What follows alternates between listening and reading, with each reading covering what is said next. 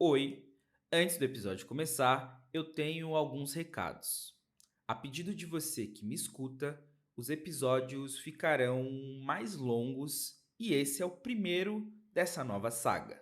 O apoio e crítica de vocês são essenciais para o andamento desse projeto. Assim como eu pontuo no Instagram algumas vezes, pontuarei aqui também. Meu trabalho de comunicação vem por uma via dupla. Eu falo porque você me escuta porque eu falo, e eu posso garantir que tem um monte de gente por aí que fala, fala, fala, mas a mensagem não chega, a pessoa não é de fato escutada. Já dizia Luiz Lins na sua música Eu Tô Bem, inclusive, amo essa música, depois do episódio você procura aí. Enfim, já dizia Luiz Lins na sua música Eu Tô Bem, vocês me ouvem, mas ninguém me escuta. O que no nosso relacionamento aqui, isso não é o caso. Outro ponto a ressaltar é que a maioria dos episódios agora virão com entrevistas. Eu não sou muito fã de monólogo e passar um bom tempo falando sozinho não me agrada muito. Então, trarei temas que perpassam pela minha mente, trazendo meus diversos questionamentos e pensamentos, tudo isso somado com pessoas que entendem sobre o assunto. E vale pontuar outra coisinha aqui também, em sua grande maioria, pessoas negras. Agora vai mais um aviso. Para a realização desse projeto, eu demando um bom tempo. Eu queria ter um grande dom de apenas sentar aqui na frente do microfone e sair falando, falando, falando e falando. Mas não é assim que acontece. Até porque eu tenho responsabilidade sobre o conteúdo que eu faço e eu prezo muito, mas muito mesmo, pela veracidade das informações. Então, cada episódio eu demando algumas horas de pesquisa e estudo. Até porque, para dar sentido às vozes da minha cabeça, eu preciso embasar o pensamento. E dá para perceber isso por todas as referências, histórias e autores e pensadores que eu trago nos episódios. Eu sei que para alguns isso pode parecer um hobby, mas eu garanto que não é. É muito trabalho e um trabalho de comunicação que eu venho desenvolvendo aí tem uns 3 anos já. Então, para que esse trabalho continue, eu, depois de pensar e repensar diversas vezes, e foram diversas vezes mesmo, decidi abrir um Apoia-se no valor de R$ 8 mensais. Com esse apoio, você participará de um canal no Telegram que eu abri para discutirmos sobre o podcast, mas sobre outras coisas também. Lá você poderá trazer pautas que acha interessante, nós poderemos debater sobre N coisas e de lá eu puxarei alguns convidados para participarem dos episódios. Esse canal é o meio onde eu conseguirei ter uma maior comunicação e troca com você. E em contrapartida, com esse apoio, eu conseguirei dar maior gás nesse projeto que, de coração, eu tô amando fazer, mas não está sendo nem um pouco fácil. E antes que eu me esqueça, se conseguirmos bater a meta de 15 apoiadores por mês, nós teremos sorteios de livros todo mês. Então é um combinado, espalha também a mensagem aí. Se tivermos 15 apoiadores no mês, eu começo a fazer sorteio de um livro por mês. Fechou? É o nosso combinado. Enfim, recado dado, bora de episódio então, né? E no episódio de hoje eu quero falar sobre saúde mental.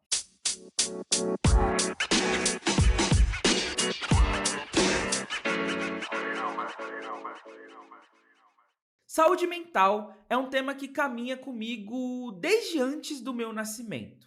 As pessoas ao meu redor sabem, e agora você que me escuta também sabe, que minha mãe biológica tinha esquizofrenia. E eu posso fazer um episódio aqui, 5 horas falando, só da minha composição familiar, tentando explicar a árvore genealógica, que é uma loucura, e tentando explicar também como foi crescer nesse ambiente de ter duas mães, uma mãe esquizofrênica, enfim. muita pauta para a gente conversar. Retomando, antes de nascer, ainda na barriga da minha mãe, por ser filho de uma pessoa esquizofrênica e com a esquizofrenia paranoide, esse tema sempre me cercou. Para contextualizar um pouco de como foi a gestação da minha mãe, o primeiro ponto era se eu nasceria. Depois que eu nasci, o ponto era, mas será que ele vai sobreviver? E depois que eu sobrevivi, a preocupação era se eu teria algum resquício do transtorno que minha mãe tinha. Por sorte, Deus e genética, não necessariamente nessa ordem, eu não desenvolvi esse transtorno mental, mesmo que eu tivesse 13% de chance a mais de desenvolvê-lo, tendo em vista a minha ligação direta via cordão umbilical. Apesar de ser filho adotivo, eu cresci junto com a minha mãe, cresci sabendo que ela era minha mãe, cresci sabendo que o único fato dela não ter me criado foi a esquizofrenia e cresci acompanhando as crises dela de perto. Eu ainda nem tinha a dimensão, a compreensão do que era saúde mental, mas a saúde mental já tinha seus atravessamentos em mim. Dependendo da situação, e isso em quase todas as situações, eu era a única pessoa que conseguia acalmar a minha mãe numa crise. E apesar de eu crescer e me desenvolver com ela já nessa condição, retomando o que eu já falei, ela já tinha essa condição antes do meu nascimento, isso não era algo natural para mim.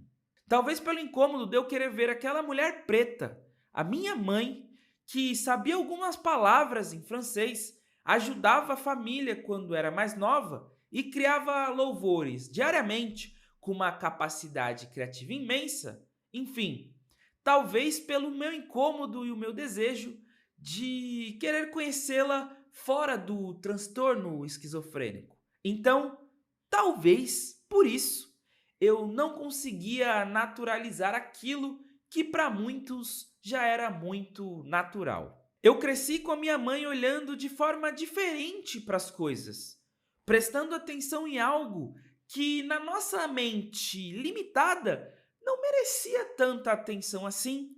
Cresci com ela conversando sozinha, sempre com pensamentos muito longe, mas que às vezes surpreendia de tão perto que estava.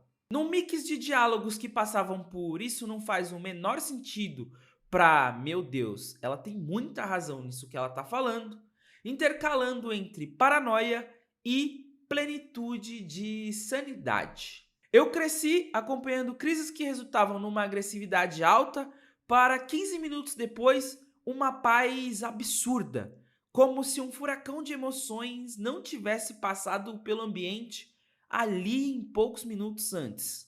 Eu acredito que esse crescimento no ambiente ambíguo, muitas vezes instável e volátil, fez que eu desenvolvesse certa tranquilidade em algumas situações de muito estresse. Essa semana mesmo, numa situação não muito confortável, uma situação de muito estresse e de pessoas contribuindo para esse estresse, mesmo que sem a intenção dessa contribuição, uma situação que muitos ali ficariam mais agitados, eu consegui manter a minha calma e recebi até o comentário de que eu sou calmo e tranquilo. Algumas vezes eu estouro? Sim, não vou negar e saio da frente quando isso acontece, mas grande parte do tempo eu consigo me tranquilizar e não deixar um sentimento mais destrutivo tomar conta de mim.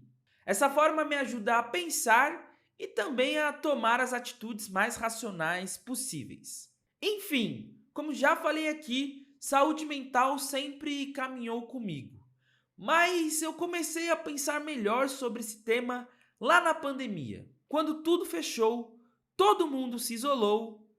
Em menos de um mês e pouco de lockdown, minha mente entrou num colapso. O combo de ócio com excesso de informação foi quase letal para mim e eu nem estou aqui numa hipérbole. Não é uma brincadeira, é muito real. Na pandemia, eu troquei o dia pela noite, eu não fazia exercício físico, lia notícia a todo momento, passei a fumar bem mais cigarros do que eu já fumava, E ainda trouxe de combo o consumo excessivo de álcool. E não era nem um abuso numa cervejinha, mas sim de destilados mais fortes que eu encontrava nos mercados, justamente para fugir de certa forma de tudo aquilo que estava acontecendo e com a justificativa de que bêbado eu conseguiria dormir. E aqui foi uma grande aula de como caminhar para a destruição da sua saúde mental em poucos passos. Como eu falei, na pandemia eu não durei muito nessa constante que eu estava. Em um mês e pouco nesse ritmo, em um mês e pouco de lockdown, meu corpo e minha mente pediram ajuda. Com os primeiros sintomas de ansiedade e até um flerte com o síndrome do pânico, eu fiz o que qualquer pessoa sã faria. Procurei no Google. E é claro que isso aqui foi uma ironia, tá, gente? Eu já sabia que eu tinha ansiedade, já tenho problemas com ela desde a minha adolescência. A ansiedade, então, é o meu relacionamento mais duradouro. Mas eu fui pesquisar no Google porque o combo que eu estava inserido, que eu estava seguindo à risca, o combo da destruição, tinha potencializado 110.000% os sintomas que eu já sentia. Então, a solução foi procurar na internet. E adivinha o que eu achei pesquisando na internet? Será que você conseguiu imaginar? Eu encontrei que provavelmente eu estava com esquizofrenia. Encontrei aquilo que eu convivi por anos. E aqui vai um adendo. Na pandemia, a minha mãe já tinha partido desse plano, tinha cerca de 5, 6 anos. Aquilo que eu não conseguia naturalizar tinha, talvez, por predisposição genética e a situação que estávamos vivendo, me pegado também. E foi aí, naquele momento, que o meu mundo caiu, mas as crises de ansiedade, meu querido, essas crises se levantaram com gosto. Sem um diagnóstico correto, mas só com a possibilidade de me tornar o que minha mãe era, eu fiquei ainda mais vulnerável. Eu só pensava que eu não queria aquilo para mim e nas oportunidades que eu perderia ao longo da minha vida. Só conseguia pensar no tanto que eu tinha estudado e o quanto isso não valeria de nada. Pensava e pensava que os meus planos estariam arrasados e aquilo era o fim para mim. E aqui vale uma ressalva: com pesquisas e estudos, eu deixei uma ignorância de lado e percebi que há diversos tipos de esquizofrenia e cada pessoa é uma pessoa, e mesmo que você tenha o diagnóstico de esquizofrenia, isso está muito longe de ser o fim de algo. Era só o meu desespero e a minha completa ignorância sobre o assunto. Eu estava tão vulnerável que, ao ter esse diagnóstico, que talvez eu que tenha cavucado tanto na internet para encontrá-lo, porque talvez também no meu pensamento mais profundo já tinha isso lá pulsante, eu comecei a achar que eu estava ouvindo coisa, ouvindo vozes, e para retornar para a realidade, para ter os pés no chão, não foi uma tarefa fácil. E quantas vezes eu falei que não tem sido fácil nesse episódio, hein? Acabei de perceber isso. Eu tive o privilégio de ter pais maravilhosos. Isso me fez ter coragem de partilhar com eles os meus sentimentos e emoções. E eu sei o quão difícil é partilhar as nossas vulnerabilidades, mesmo com quem está conosco no dia a dia. É muito difícil. Mas para mim, e pela minha melhora, eu queria muito sair daquilo tudo que eu estava vivendo.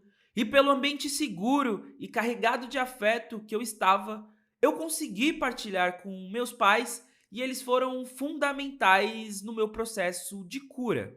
O primeiro passo dado foi dado por eles, que estavam preocupados e sem saber o que fazer, então me levaram numa farmácia de manipulação e procuraram por florais de Bach, que eu não desacredito dos efeitos, mas para mim não bateu. Talvez pela urgência que eu estava e os florais, salvo engano, precisam de um tempo maior ali para dar sua resposta. Para mim, aquilo e água tinham os mesmos efeitos. Agora passaremos para o segundo passo dado. E para esse passo, eu tive que tirar alguns preconceitos que me vestiam e fui procurar ajuda médica. Mesmo formado, com acesso a todo tipo de informação, eu tinha um pensamento ignorante que buscar uma ajuda psiquiátrica para mim seria o mesmo que eu atestar que eu estava ficando esquizofrênico. Afinal, vou passar no psiquiatra e ele me dará algum remédio, e quem toma algum remédio é doido, e eu não sou doido. Uma luta interna e paradoxal de quem achava realmente que não estava tão lúcido assim. Enfim, vai entender a minha cabeça naquele momento. Por sorte, pela minha rede de apoio, eu fui convencido a ir ao psiquiatra e aquele momento foi a melhor decisão que eu tomei. No consultório, eu expliquei toda a situação que eu passava, todos os pensamentos que me dominavam e, principalmente, o maior medo que eu tinha naquele momento. Para minha grande felicidade, não era a esquizofrenia que se apossava de mim, era a ansiedade que andava flertando muito forte com a síndrome do pânico. E agora eu acabei de lembrar daquele áudio que a mulher fala: não é Covid, não, graças a Deus, é só dengue hemorrágica. Mas enfim, eu consegui controlar as minhas crises através do remédio e com a tentativa do próximo passo. O próximo passo foi a terapia. Eu tentei por diversas vezes fazer terapia. No começo foi muito bom, me ajudou a sair do momento de vulnerabilidade que eu passava, mas depois eu não conseguia ver mais sentido naquilo. Parecia que as ideias não se encaixavam, que eu tinha outras questões que a terapia não estava me ajudando, inclusive parecia que eu saía pior das sessões. Ficar revisitando traumas e traumas, histórias pesadas, sem um retorno ali de nada, não estava me fazendo legal não. Desabafar ainda para quem eu nem tinha tanta intimidade e acabar por ali mesmo não fazia sentido nenhum para mim. Era preferível desabafar com alguns amigos meus na mesa de bar, mesmo que eles falassem, pô, complicado isso daí, e a gente tomasse uma cerveja e voltasse para casa. Eu sei que nem todo terapeuta, psicólogo é assim, mas algumas experiências que eu tive não foram boas. Outras até que tiveram algo de interessante. Por exemplo, foi com um psicólogo que eu aprendi uma respiração que vai me livrando aos poucos da crise de ansiedade. Foi também na busca de achar um psicólogo ideal que eu dei conta da importância de eu falar das minhas emoções com alguém que tem vivências parecidas comigo. Para mim, não tem como a gente falar da nossa cabeça com quem não entende ela por completo. Por tudo que eu falei agora, acho que deu para perceber que eu não tô com a terapia em dia, né? Ainda não encontrei o terapeuta ideal para me consultar, mas eu encontrei um psicólogo que eu admiro muito para bater um papo sobre esse assunto de hoje. Rômulo, que é psicólogo há 15 anos, especialista em saúde mental, políticas públicas, dependência química e é mestrando em ciências e educação e é um dos idealizadores do projeto Pense em Minha Cor Comunidade, que no decorrer desse episódio você conhecerá um pouquinho mais. Eu comecei a entrevista perguntando ao Rômulo se o papo sobre saúde mental é algo novo, recente, ou se as gerações passadas já vinham debatendo sobre. A pergunta parece meio besta, porque é nítido que os jovens debatem sobre isso muito mais, mas eu levantei esse questionamento porque eu acredito que as gerações têm síndrome de pioneiras, protagonista de algo. E muitas vezes, e na maioria dessas vezes, as gerações passadas já vinham debatendo sobre esses temas, e a única coisa que mudou foi que agora a gente tem mais acesso à informação. Bom, eu comecei com essa pergunta e a resposta do Rômulo veio com uma grata aula histórica sobre psicologia. Cara, então, falando assim, de um contexto histórico, a psicologia nasceu em 1879, né? Ali tem momentos ali de reconstruções pós algumas guerras, principalmente no contexto social. E não foi tão visto como saúde ou tá pensando em transtornos, pensando propriamente dito nesses aspectos. São cento e poucos anos, né? 145 anos, se não me engano. E de lá para cá, como tu disseste, as gerações têm começado a se olhar mais, a entender mais o que é essa saúde mental, o que é se adoecer, de fato, depressão, ansiedade, transtorno de ansiedade, bulimia. Esses transtornos já existiam, só não tinham nomes técnicos ou, quem sabe, uma observação tão aprofundada como agora. Porque a ciência é isso, né? A ciência vai o tempo todo ali se reclassificando, como leis vão sendo criadas, também vão se criando também novas observações. Recentemente, no livro de doenças, nosso CID, nosso código, foi colocado transtornos relacionados a jogos digitais. Então, é uma coisa nova. Já é dessa geração. Então, a próxima geração vai falar, foi naquela geração. E a passada vai falar, foi na minha que aconteceu isso. Então, o cuidado, falando do ponto de vista da psicologia, antes de falar do individual, do ser humano e tal, de autocuidado, falando num contexto assim bem científico, para começar, é algo que, como pontuou de geração, que vem acontecendo numa reformulação, né? Uma atualização, melhor dizendo, uma atualização o tempo todo, conforme a sociedade vai se atualizando. A gente viu, a gente ainda está saindo de uma pandemia, cara. A gente ainda está com os reflexos da pandemia latentes aí. Nunca vi tantas pessoas com crises de transtorno e ansiedade alimentares, como depois da pandemia. Então, a gente está o tempo todo atualizando. E com isso, a gente atualiza estudos, né? Vai vendo, é por conta disso, então eu acho que esse transtorno aqui, a gente pode acrescentar algo na nomenclatura, mas também nos sintomas. Então, realmente faz sentido estar falando que é geracional, porque a gente vai mudando, transformando a sociedade, as doenças vão aparecendo, o adoecer mental vai aumentando de acordo com as ofertas, entre aspas, que vão aparecendo no mundo, o processo de adoecer vai mudando e a gente vai também colocando aí, classificando novas doenças, novos transtornos, novas patologias. O Rômulo pontuou que o adoecer mental vai aumentando de acordo com as ofertas que vão aparecendo no mundo. E aí eu lembrei do episódio 4 sobre ser um eterno insatisfeito, onde o psicólogo Barry, de sobrenome estrangeiro, pontua sobre o número de oportunidades nos deixar mais infelizes porque focamos nas renúncias e não nas escolhas. E aí eu levantei isso nesse episódio também. Cara, e eu não lembro o ano do livro agora, acho que é de 70 também, não lembro, a Sociedade do Espetáculo. A Sociedade do Espetáculo fala muito sobre isso também, sobre o quanto essas influências, esse excesso de influências que a gente tem do externo, ele faz com que a gente realmente tenha esse complexo ansioso diante da expectativa e renúncia. Então, para eu ter algum resultado, para eu fazer uma escolha, eu vou ter que renunciar outras coisas. Então, se pega, por exemplo, eu vou ter que ser, nos exemplos de cotidiano, quando a gente tem uma escolha que a gente diz é essa, você quer qual camisa? Essa aqui. Aí chega alguém, não, mas eu tenho essas 4 aqui também que são muito, muito bacanas. Aí você diz, caramba, eu já estava decidido, agora chegou com essas 4 agora. Isso te gera um estresse, isso te gera uma ansiedade, isso te gera uma necessidade de atender a uma alta expectativa. Pô, mas eu queria aquela, agora tu chegou com essas 4, cara, tu me deixou numa situação muito ruim. E agora? Eu tenho que escolher. E aí você se vê num momento que essa ansiedade se transforma em algo desconfortável. Porque a partir do momento que a gente tem realmente essas influências, como tu colocou, externas, esse excesso de influências, a tendência é realmente a gente ficar nessa sobrecarga emocional. Essa sobrecarga emocional faz com que a gente fique confuso diante das expectativas e das frustrações, que eu acredito que são os vetores do nosso dia a dia, os vetores dos nossos fatores de estresse, as expectativas e frustrações do dia a dia.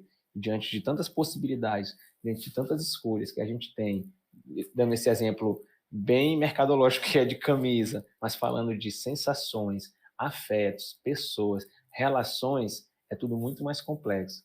Então, na medida que a gente vai ampliando esse leque de sensações, emoções, e a gente não sabe nomear, não sabe sentir, vivenciar elas, o quadro que pode se instalar na gente de desconforto se transforma em algo patológico. Porque aí, se para uma camisa a gente já fica suando, e a gente diz, pô, cara, me ajuda. Imagine quando a gente fala no campo de emoções, né? Essas emoções, essas pessoas, essas situações que acontecem no dia a dia.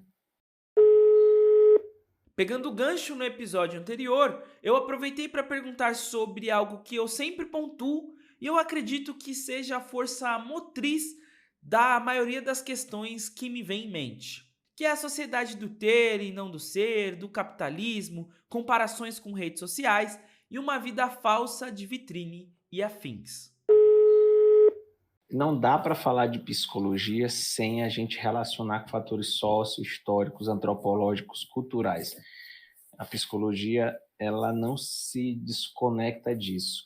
Durante algum tempo, algumas gerações se desconectaram, mas aí chegou Virginia Bicudo, chegou muita gente, Juliano Moreira, baiano, chegou muita gente, majoritariamente preta, que foi rompendo com esses pensamentos tão conservadores, digamos assim. E aí, para falar dessa saúde mental, que tu falaste que é culpa do capitalismo, dentro do processo terapêutico, dentro que a gente fala de saúde mental, dentro de estar falando com o paciente, às vezes a gente fala sobre isso. O quão essa vida, o estilo de vida capitalista não influencia no que a gente está aqui vivendo agora, nessa sua busca, perseguição por excesso de escolhas, excesso de opções. A gente leva para o campo das relações. Eu lembro que eu tive uma vez um paciente que ele queria muito deixar de ser um cara galinha. E aí a gente falava sobre isso, né? Pô, o quanto durante várias sessões a gente foi vendo a influência do capitalismo, essa coisa de escolher, pô, eu quero muito ter várias isso, vários isso, vários isso. Quero muito ter várias mulheres também.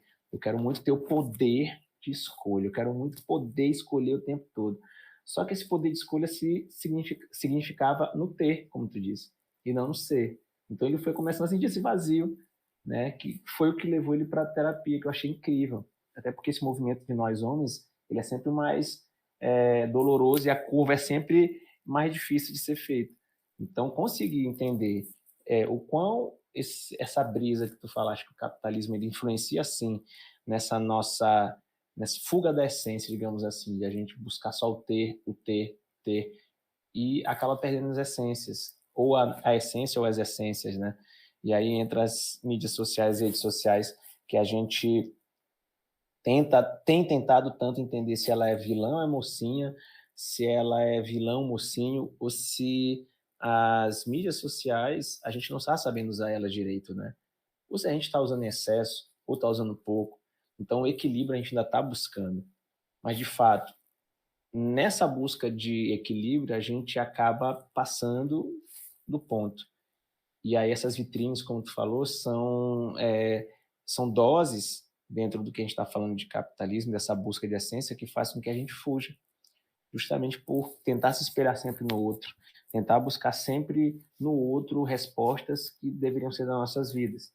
E aí a gente entra nas redes sociais, quando a gente não tem ainda a nossa essência, quando a gente não tem ainda nossas estruturas psicológicas bem definidas, a gente busca nas dos outros, que nem são tão boas, não são melhores que as nossas, ou que são menos saudáveis do que as nossas.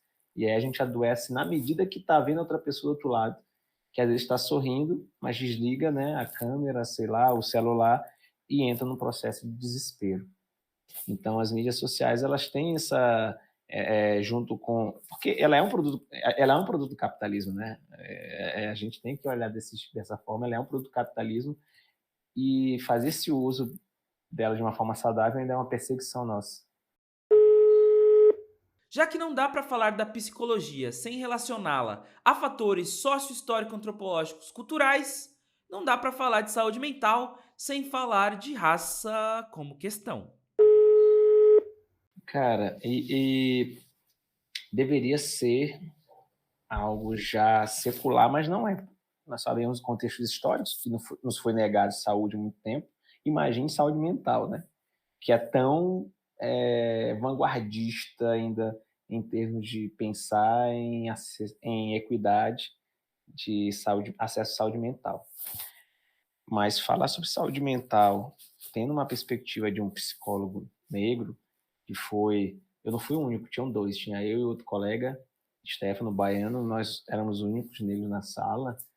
É algo que desde que a gente se forma, a gente já começa a entender como é que seria uma caminhada, como é que seria uma construção de saúde mental.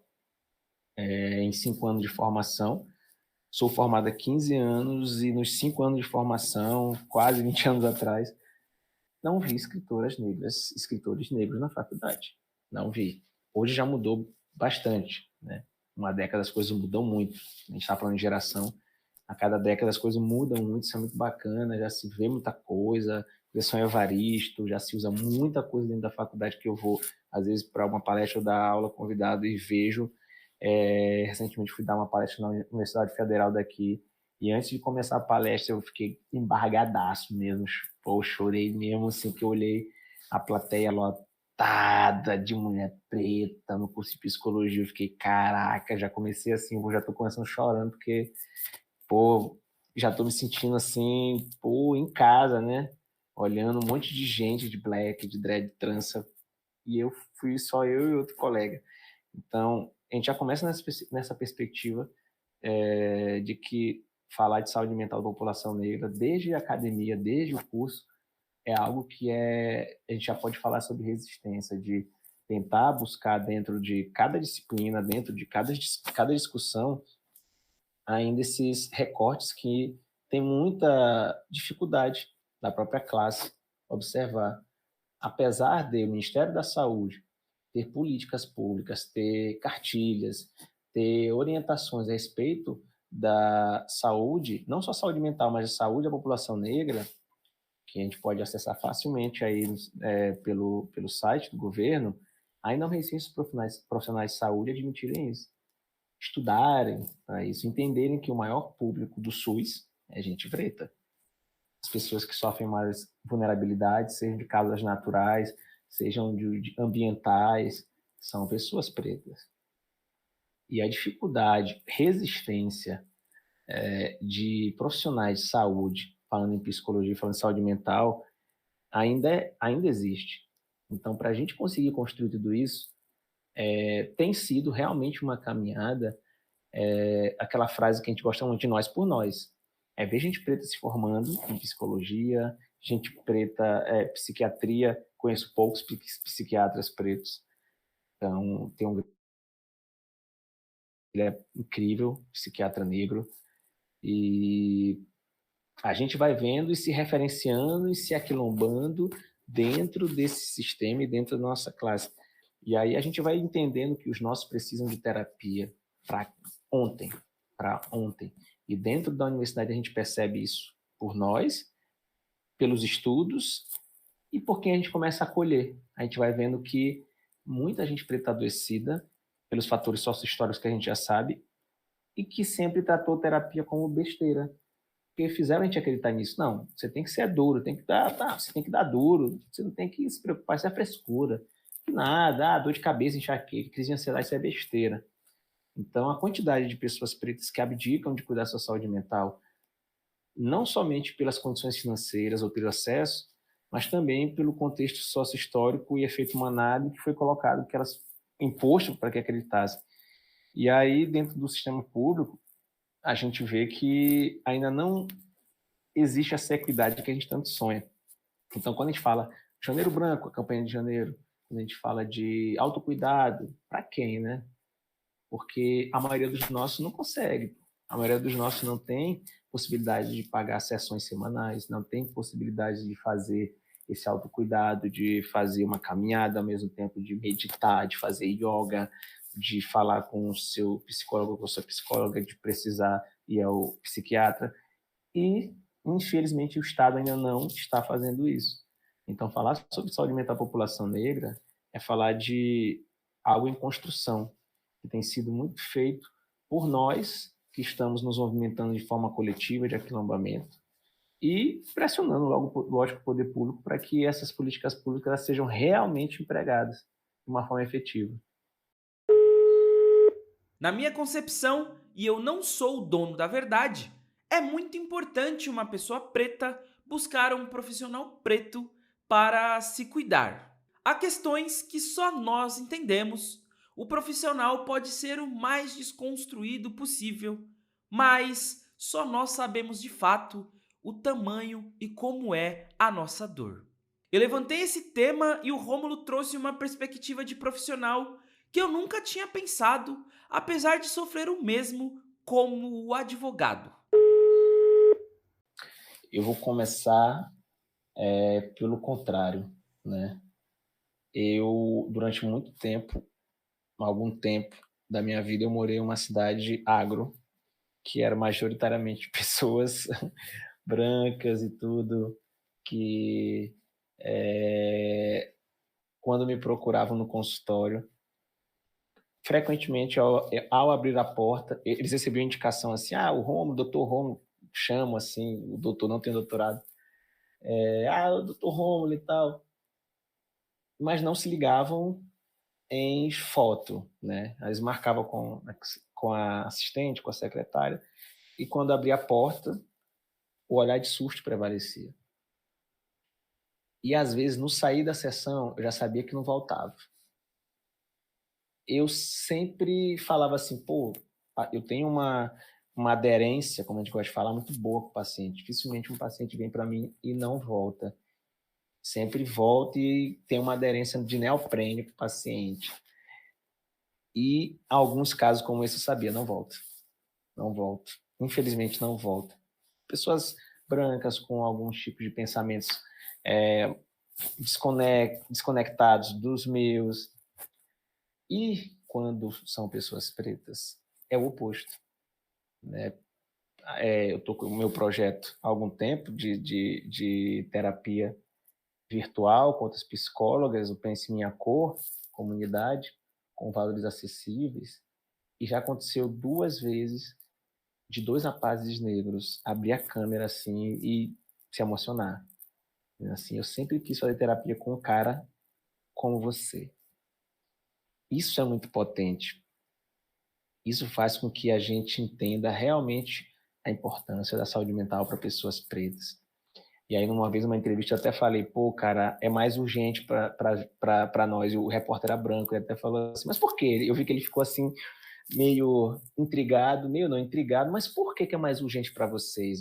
Eita, peguei, putz, aí eu parei de falar isso, mas olha, é mais urgente porque a gente demorou mais que vocês. Nós somos privados de ter esses acessos, enquanto vocês já tinham. A psicologia tem praticamente 150 anos e no começo a gente era visto como animal. A própria psicologia colocava que nós, homens pretos, nós tínhamos algo ruim que provocava agressividade. Então, a gente ainda está começando a ter acesso. Então, a gente só está tendo essa urgência porque é o acúmulo, entendeu? Ele balançou a cabeça assim, tá, tipo assim, eu não sei se ele concordou, ele ficou, tá.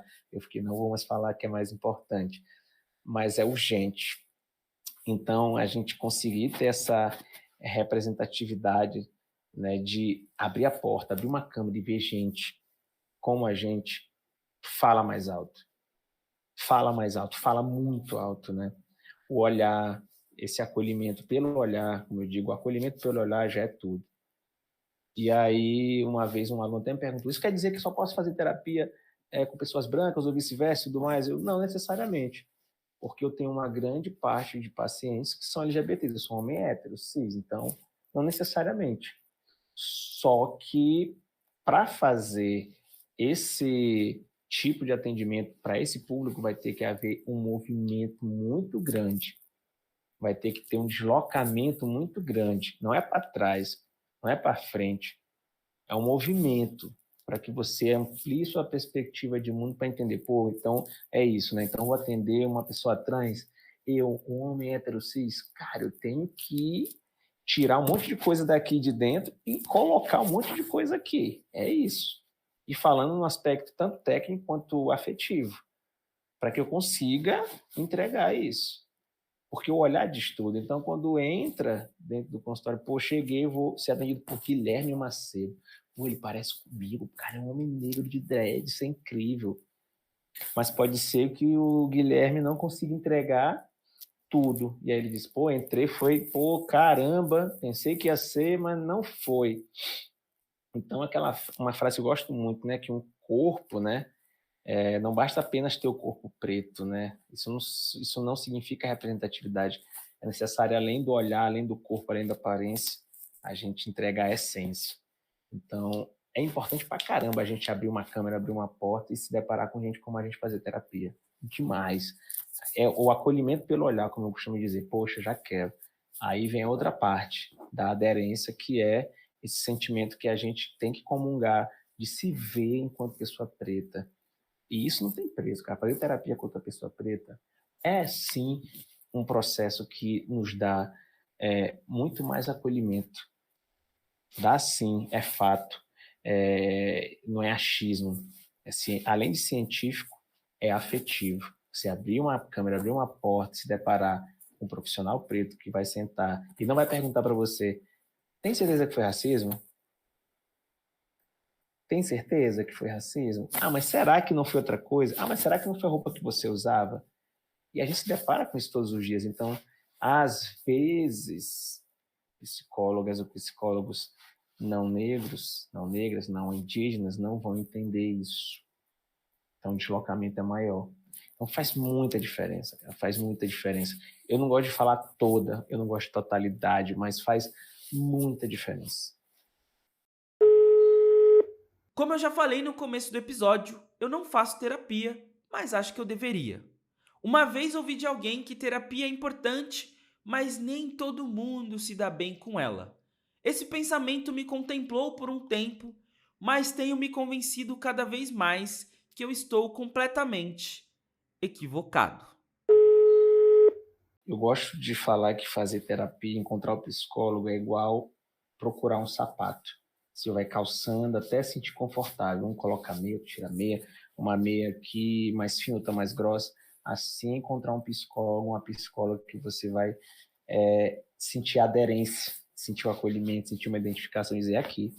Porque tem dia que eu quero falar de BBB, tem dia que eu quero falar daquele episódio que aconteceu comigo, tem dia que eu quero falar sobre conflitos com meus pais, sobre minha namorada, meu namorado. Então, encontrei onde é que eu vou me achar. Tem dia que eu vou dizer, eu não estou afim de terapia hoje. Vai entender. Tem mês que eu vou me dar folga, então se vai calçando até encontrar. Ponto. Experiências ruins vão acontecer. Eu mesmo, quando procurei psicólogo, eu tive 3. Não fui gostando de 3, me lembro até hoje do meu primeiro. Ele ficava só com a mão no queixo. Uhum. E eu era acadêmico. E ele, para mim, foi um ponto assim que eu disse: nunca quero ser como esse cara. E eu falo pra caramba, porque caramba, não tem como eu ser como esse cara. Não pode ser que ser psicólogo é isso. Eu não vou ser assim. Eu não vou ficar com um bloquinho ali anotando e só balançando a cabeça ou fazendo perguntas assim retóricas. Mas você acha que isso poderia te trazer benefício, sabe? Então eu quero sentir a pessoa, quero me conectar com ela. Então é um calçar de sapatos. O segundo ponto, todo mundo tem que fazer terapia? Eu gosto de responder, em algum momento da vida, todo mundo vai precisar fazer terapia. Isso é inegável. Em algum momento da vida, a gente vai precisar fazer terapia. E aí, é nesse momento que a gente vai ter que ter essa consciência de que é um calçar de sapatos, de calçar calçados, para não ficar sapato, né? Provar calçados. Porque a gente vai ter que encontrar alguém que consiga nos auxiliar em algum momento da vida que a gente não vai dar conta sozinho. Porque o processo terapêutico, ele é sobre silêncio, e é sobre fala e escuta, é sobre a gente conseguir se ver. E a gente foge muito desse momento de a gente se enxergar, né? Porque geralmente a gente só busca ou pensa em terapia, ou alguém diz que a gente está precisando, quando o balde está transbordando, quando a gente está no limite, passou do limite. E a gente pensa assim, esse negócio de terapia, né? Acho que vou lá, ou então alguém manda a gente ir, né? E aí, nesse momento, é a ponte que a gente tem dificuldade de atravessar, que é desse auto-reconhecimento de que eu preciso de alguém para eu olhar para esses sentimentos, preciso de alguém para olhar para esses comportamentos, preciso de alguém para me ajudar com isso que eu não estou conseguindo fazer sozinho. Por exemplo, tem paciente que às vezes chega assim, cara, eu queria deixar de ser agressivo. Minha fala é muito agressiva, o que me ajudasse, porque eu não estou conseguindo.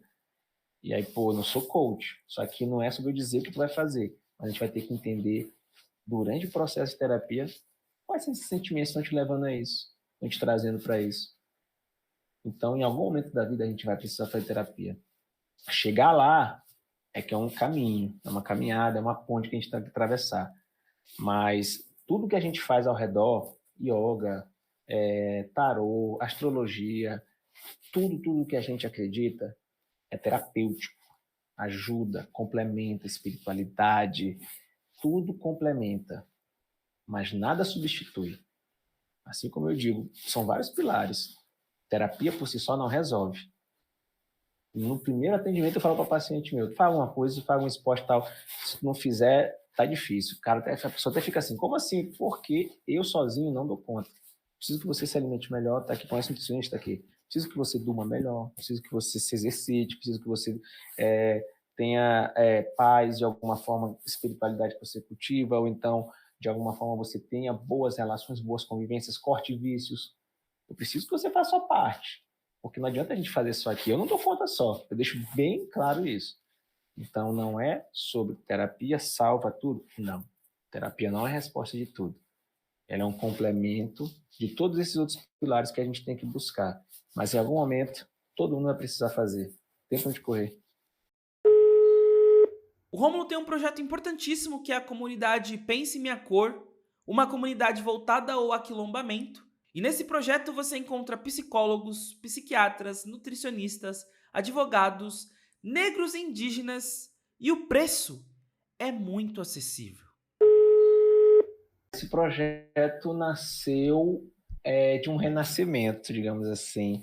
Eu já tinha outro projeto anterior em que eu tinha sócias e no decorrer do tempo, que acontece muito no nosso meio, acaba se desconectando das nossas causas, acaba perdendo a essência, como a gente estava conversando, o capitalismo vai e rouba a essência, e eu vi que não era mais meu rolê, decidi sair, eu e todo mundo, e a gente decidiu fazer do nosso jeito, para os nossos, como a gente acredita, e aí surgiu o Pense Minha Cor, comunidade, que é um projeto feito por mim, pela Luara, que é psicóloga, e pelo Paulo James, que é publicitário.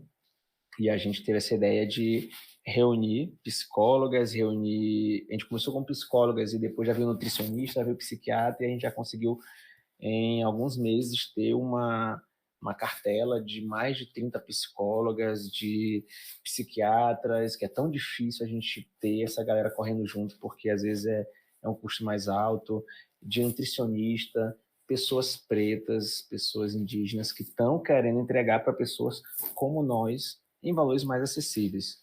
Né? E aí a gente fez a plataforma, fez um site, por mais que seja ainda um pouco demodê, mas o site ele tem dado boas respostas porque a pessoa vai no nosso perfil ali no Instagram, acessa, vê as informações, tem um link do site, lá no site você vai ter todos os profissionais clicando, tem advogados também, não posso esquecer de falar de muitas advogadas que estão correndo junto já com a gente, e aí você seleciona um profissional, entra em contato direto, já marca com ele mesmo, e com ele você vai e já acerta horário, valores, tudo. Então a gente funciona como uma ponte mesmo.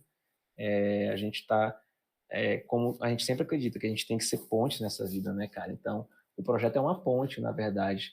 A ideia é realmente ter vários profissionais. Futuramente a gente está com isso ampliado para todo o Brasil. Já tem de Teresina, tem de outros estados, Salvador. Então, o que a gente quer mesmo não é pelo hype, como a gente fala, né? É realmente pela causa que a gente acredita pra caramba, porque lá na segunda pergunta, né? A saúde mental da gente é urgente. E como as políticas públicas não andam como a gente gostaria, a gente tem que fazer. Então a gente tem que entregar. Já é tão difícil a gente sair com um diploma da faculdade de psicologia, saindo a gente tem que devolver, né? Viver é partir, voltar e repartir. A gente tem que repartir o que a gente conquistou com os nossos, com as pessoas que estão aí lutando no dia a dia e não conseguem pagar terapia. Então tem tido resultados assim incríveis mesmo, cara. Resultado que eu digo quando o menino abre a câmera e chora dizendo que sempre quis fazer terapia, e outras pessoas que não conseguem pagar às vezes um valor mínimo porque ganham um salário mínimo. Então o resultado tem acontecido em poucos meses de uma forma incrível. Quem quiser colar é só ir lá no perfil, procurar a gente, mandar um direct, já tem uma fila de pessoas, inclusive você vai estar com a gente, se Deus quiser, porque, cara, tá sendo muito massa esse retorno afetivo que a gente tem tido e, consequentemente, as pessoas também têm o seu retorno financeiro porque estão trabalhando, lógico, e a gente tem que pensar nisso também. Então, está sendo uma grande experiência e eu acho que é o sentido que a gente acredita, né? É nós por nós. E sim, Em breve eu estarei nessa comunidade também e você poderá me contratar por lá. Já estávamos indo para o finalmente da nossa conversa, mas eu lembrei que o Rômulo pontuou algo sobre saúde mental e pandemia, então me deu uma curiosidade para entender como foi para ele essa pandemia e eu precisava também ter a resposta para uma grande dúvida. Psicólogo tem psicólogo? Durante a pandemia, realmente foi o período que eu mais trabalhei. Indiscutivelmente, foram 2 anos, os 2 anos de... Praticamente foram 2 anos de reclusão da gente, né? Foram os anos que eu mais trabalhei. Eu nunca tinha atendido virtual, até então eu atendia somente presencial. E aí, com tudo que aconteceu, a gente precisou recorrer a outras ferramentas. Eu nem lembrava que eu poderia, que eu tinha o registro, né, dentro do conselho nós temos o registro, né, para atender virtual, nem lembrava, eu tive que reativar o meu, e com isso migrou um monte de paciente, e aí veio as mídias digitais. E olha que loucura, né? Todo mundo precisou usar as redes sociais para ter, como uns podem falar, clientes ou pacientes. Então, os meus que já eram presenciais migraram para virtual. Além de eu descobrir que, caramba, o Instagram atrai muita gente, né? Então, a gente foi começando a fazer live, começando a postar coisa, e com isso, a gente foi vendo que foi atraindo o dobro, o triplo, mais gente, mais gente, mais gente procurando. Ah, gostei do seu conteúdo, gostei da forma que você pensa, me identifiquei com você. E aí a gente foi vendo, e com isso eu fui entendendo o meu limite, né? Falar sobre esse período pandêmico, que eu vi que eu estava querendo dar conta de ajudar todo mundo e ao mesmo tempo de atender o máximo de pessoas que eu conseguisse. Muito tempo de home office, né? E eu fui entendendo tudo isso e vendo que eu estava me excedendo. Comecei a perceber que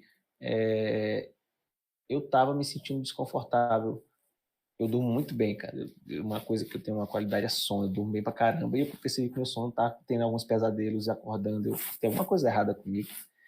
E aí peraí, desde quando que eu não faço terapia? Deixa eu ligar aqui pra minha. Eu fui ligar pra ela, a minha virtual também. Tô precisando. Durante o meu processo terapêutico, eu fui entendendo que eu estava me excedendo, que eu estava ultrapassando meus limites. E aí entra o que é esse autocuidado, que durante a pandemia fechou a academia, fechou terreiro, fechou praticamente tudo. Então, era home office, era internet, e aí vem o que você estava falando também, dos processos adoecedores de internet, que a gente ainda pegou uma fase de ainda estar discutindo muito sobre política, de estar discutindo muito sobre várias questões extremamente sensíveis. E durante esse período pandêmico, você via várias pessoas destilando seu ódio ou destilando as suas patologias, seus problemas, nos comentários. Porque se eu não consigo lidar com isso na vida real, se eu não consigo lidar com isso de uma forma saudável, se eu não me terapeutizo também, se eu não vou para os meus espaços terapêuticos que me ajudam a melhorar, a internet vai se transformar no meu, sei lá, no meu esgoto a céu aberto. Eu vou jogar o que eu tô aqui, poxa, é isso, é ódio.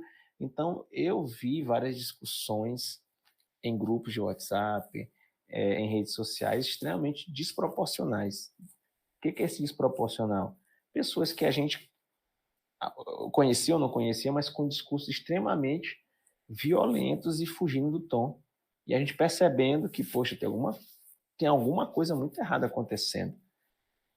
E aí, durante a pandemia, esse aumento de conflitos em redes sociais, ele se deu muito por isso, porque na vida real a gente não estava se cuidando também. Comendo muito, dormindo mal, bebendo mais. Tem estudos que mostram que a gente aumentou o consumo alcoólico, né, por estar dentro de casa, muito delivery. E aí, a tua pergunta sobre o meu autocuidado. Então, além de fazer terapia, o psicólogo tem que fazer terapia, a gente chama de supervisão. A gente faz uma supervisão com algum psicólogo ou psicóloga escolhida para a gente lidar com algumas questões de alguns casos nossos. Tem quem faça supervisão para tudo. Minha psicóloga que eu escolhi como de forma de supervisão, eu também falo sobre as minhas questões pessoais. Eu, particularmente, faço separado, né? Supervisão uma coisa e minha psicóloga para lidar com minhas questões pessoais, meus traumas e tudo, só ela. Só ela, só meu espaço para lidar só sobre mim. Eu não quero falar sobre os outros. Então, é de uma forma separada. Aí cada um vai entender como é melhor para si, mas o psicólogo que não faz terapia sai correndo. Tem que fazer. E aí tem que fazer, não tem negociação. Você sentar com o psicólogo, mas eu não faço não, que eu não preciso, eu já sou psicólogo. Sai correndo. É como o Neymar falou outro dia, ele joga futebol, mas que não gosta de assistir futebol. Que é isso? Ele não estuda, ele não entende o que é posicionamento e tudo, então não é por aí. Não pode ser assim, tem que fazer terapia sim. E além de fazer terapia, o que a gente conversou agora há pouco, existem vários pilares que nos ajudam a manter a saúde mental e emocional. Relações afetivas, amorosas, familiares, de amizade, espiritualidade, alimentação, sono. Então, todos esses pilares a gente tem que cultivar. Você perguntou sobre mim, eu tento ao máximo cultivar todos eles.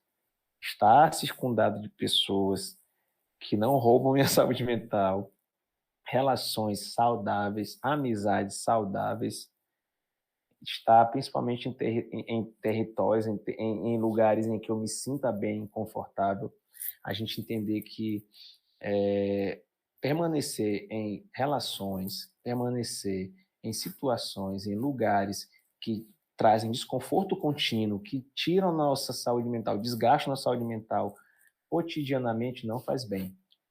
Isso vale para relações, como eu falei, você pode falar de emprego, você pode falar de situações de cotidiano.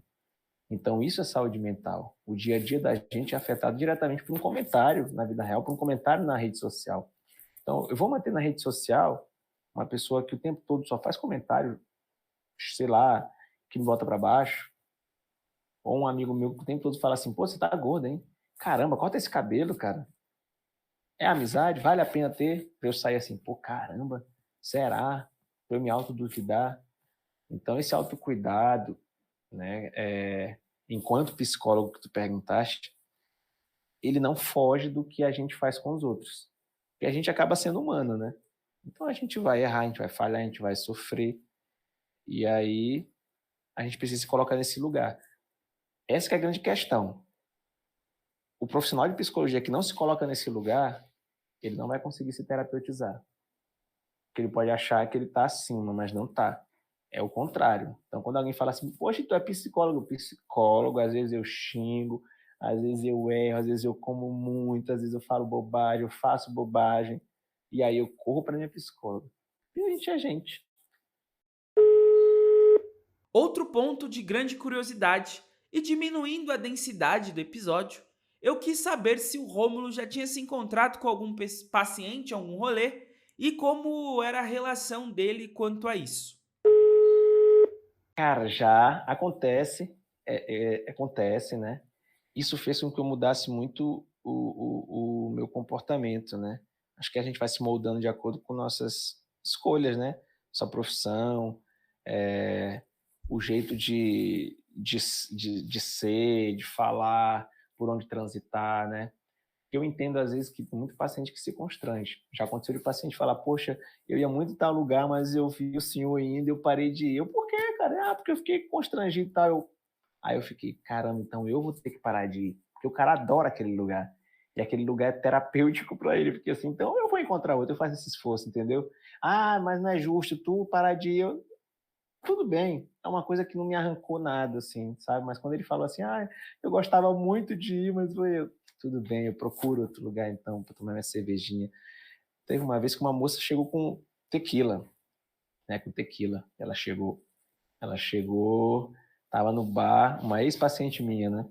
Ela, é meu aniversário e o senhor vai tomar uma dose comigo. Eu tava no balcão, assim, pós-expediente, aquela coisa happy hour.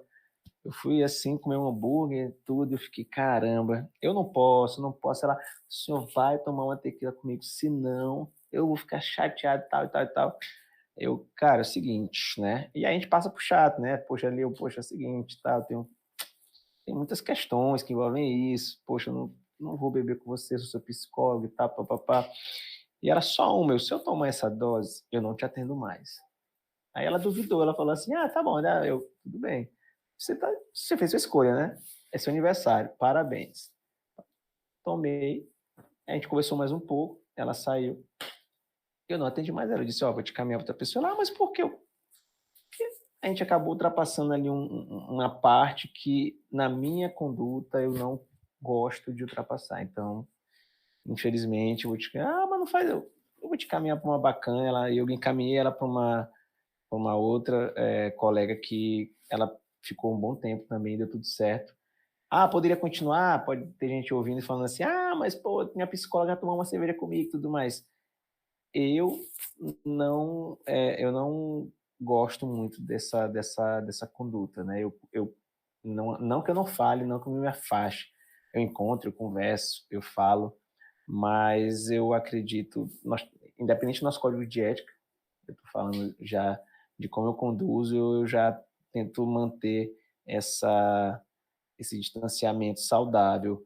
E teve só mais um episódio engraçado, que eu tenho um grande amigo que quando ele foi, se consultar comigo, ele também é rasta, né, ele também tem dread, e aí a esposa dele falou assim: "Você não vai ser atendido por esse cara não, você vai virar amigo dele". Eu tô imitando o sotaque deles, né. Aí ele: "Ah, oxe, mas por quê?". "Porque esse cara não pô, meu amor, esse cara, você chegou falando dele, esse cara é muito legal, não tem outro". E aí ele chegou depois da segunda sessão: "Você pode vir aqui em casa, tá eu e minha esposa tomando uma cervejinha, você não quer vir não?". Eu: "Meu irmão, seguinte, se eu for, eu não sou mais seu psicólogo, você vai ganhar um amigo. Você vai ganhar um amigo e vai perder o psicólogo, eu te ganho outra pessoa. Você vai ter que decidir, vou deixar você pensar". Ele: "Putz, caramba". Aí ele falou com a mulher dele: "Você tem algum psicólogo bom também?". Eu: "Tenho". Aí: "Pô, vem, que eu tô aqui". Agora eu vou pensar. Encaminhei ele pra outra pessoa, a gente é amicíssimo hoje em dia, amigo, amigo, amigo, amigo, eu sou amigo do casal, assim, poxa, presentão, assim. Então foi uma troca que valeu a pena, assim, né. Uma troca que valeu muito a pena, são meus amicíssimos. É por essas e outras que o Rômulo não pode ser meu psicólogo. Infelizmente, ele é um profissional incrível, mas que eu tive a sorte, a felicidade de encontrá-lo, não num consultório, mas a felicidade de encontrá-lo pelos rolês de rede social, mas também pelas minhas andanças pelo Brasil. O episódio de hoje foi uma grande terapia para mim. Deu até saudade de voltar, falar sobre a vida, falar sobre os meus pensamentos. Foi muito importante a analogia que o Rômulo trouxe sobre o calçado. Talvez eu só não tenha encontrado o meu calçado ideal. Assim como foi importante a fala de que em algum momento da vida todo mundo precisará de terapia. Esse papo me deu um gás para eu continuar na busca de encontrar algum psicólogo, algum terapeuta. E eu espero que, se você não fizer terapia, que esse episódio tenha dado um gás para você também procurar um profissional. Assim como pontuado nesse episódio, a terapia não é a solução, mas ela somada com outros fatores vai contribuir muito para o seu bem-estar. E no final a gente está atrás disso, de bem-estar, de qualidade de vida. Por hoje é só, família. Siga o podcast aqui na plataforma, dê 5 estrelas, compartilhe com seus afetos, espalhe a mensagem e terça-feira que vem você tem um novo encontro aqui comigo. As redes sociais do Rômulo estão na descrição desse episódio. Não deixe de segui-lo e conheça mais o projeto Pense Minha Cor. Beijos, beijos. Tchau, tchau.